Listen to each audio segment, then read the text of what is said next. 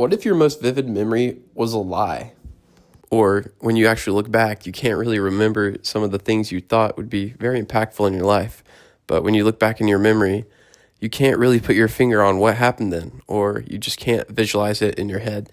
I started looking into this idea after I was looking back in my head, trying to think about some of the past memories and experiences I've had, and some of the most impactful things I thought I would remember forever. I have trouble pulling them into my mind and vividly remembering them. So if you've ever experienced something similar, you're not crazy. Turns out your memory is not just a recording, which is kind of like, duh, yeah, everybody knows that. But something I never thought about is it's more like your brain stitching together fragments of emotion, meaning, and your physical experience and reconstructing the memory each time you recall it. It's not really a recording. It's more of a just putting it back together, not replaying it. This is why your memory is constantly changing. You're not actually remembering the original version of the memory. You're just recalling the last version that your brain's able to stitch together. So obviously we've all heard how these can lead to false memories and things like court and eyewitness testimony. That's why everyone says that eyewitness testimony is not very reliable in court, because people obviously misremember things if they're giving the certain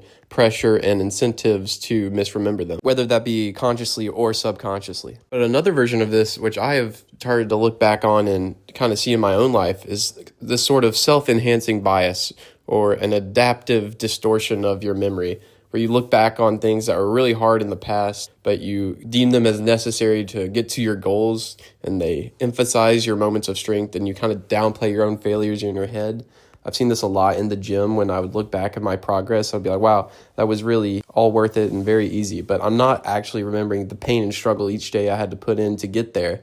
I'm only remembering the feeling I had when I looked and saw my body was improving and how that made me feel. But I think something can still be drawn from this sort of positive distortion of your memory. And I think people should lean into that rather than just thinking that their memory is completely unreliable. I think it can be used to perceive reality in a certain way, sort of like the Stoics mentioned that you can't change what happened to you, but you can change how you perceive it. In a similar way, I believe that people should look back at their memories of past struggles and deem something useful and positive from it rather than just the negative. This aspect is more about building your identity as someone who can deem useful things from past experiences that were not very positive at all. You can just kind of trick your brain into thinking, I am the person who does this. I am a person who doesn't break under pressure.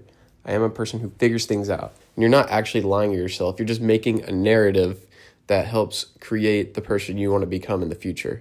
Because the past is not going to change. The only thing that's going to change is how you interpret it. This has been seen in many psychological experiments where they'll have, for example, people look at a car crash and ask them later, how fast were they going when they smashed or when they hit?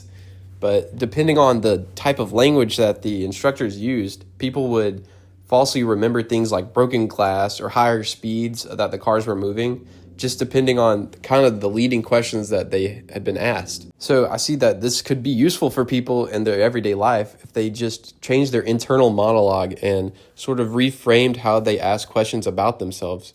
If you look back at something and you deem it as all negative, you're never going to have anything useful come from that memory. However, if you look back at that memory with the frame of mind that this built me into the person I am, a person who overcomes challenges, a person who through some hard stuff, but they made it through at the end and became a better person because of it. You see, it's all about reframing your mind. The language from these experiments rewrote the memory after the fact.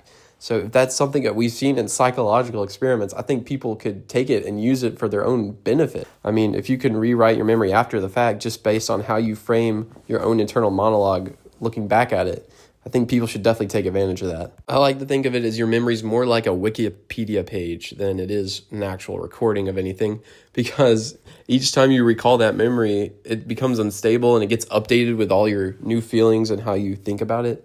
It's stored again, but each time you recall that memory, you recall the last version of it. You're not recalling the original version of it.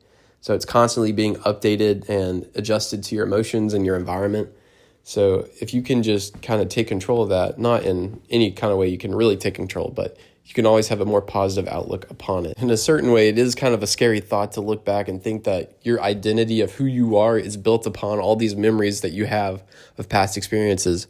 But after what we've just been talking about, it's like none of that is actually what you think it was. It's all just something made up in your head based off past events that may or may not be recalled correctly inside of your own mind. So it kind of begs the question that if all these things, all these memories are unstable, is your identity of who you are really based in reality? Or is it all just based off something that you thought up in your own head? Which I guess could be a concerning fear for some people, but it also could be a really good asset for others where you can kind of just create your own identity, but it's just food for thought for real. I just find it very interesting as people are very logical creatures and we all like to pretend that we're super logical, we have a reason for everything we're doing. But when you actually look down at the base of memory and who we are, which makes up our identity, because nobody would be anything without their past experiences. Turns out most of our past experiences that we think of are ruled by emotion, not accuracy, because emotion in your memory kind of acts like a highlighter that highlights all the important parts, and the rest of your brain just fills in the holes with what you think would be true, not what actually probably happened. And, there's been cases like the Mandela effect where, people just misremember mass events and everyone agrees it's something when it really wasn't. But it just shows that societal pressures and things like stress can narrow your memory and the accuracy of it. If you want a real world example, just think about your past memories. What are some of the most impactful memories you have in your head right now? I bet you they all involve some sort of heightened state of emotion. We are emotional creatures, even as much as we like to pretend we're only logical. Your most emotional moments of your life are the ones that are going to feel the most real. But ironically, that also means that they're going to be the ones that are the least reliable based off facts, and it's all going to be based off your emotions, not what actually happened at the time of that event.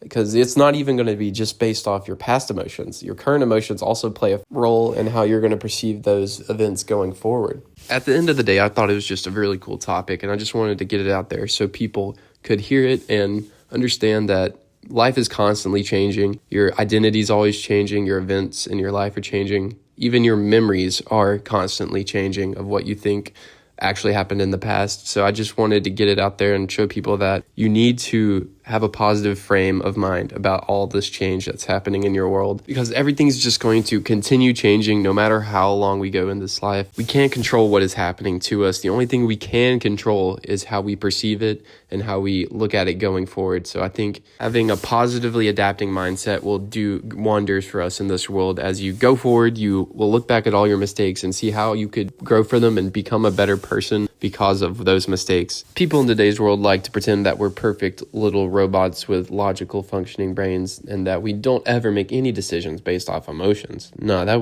would never happen. But in reality, we do make emotional decisions all the time. We're emotional beings. And I think as soon as people are able to realize that and kind of get more in tune with their emotions instead of just rejecting them and pushing them away, that a lot of people will have more sustainable lifestyles.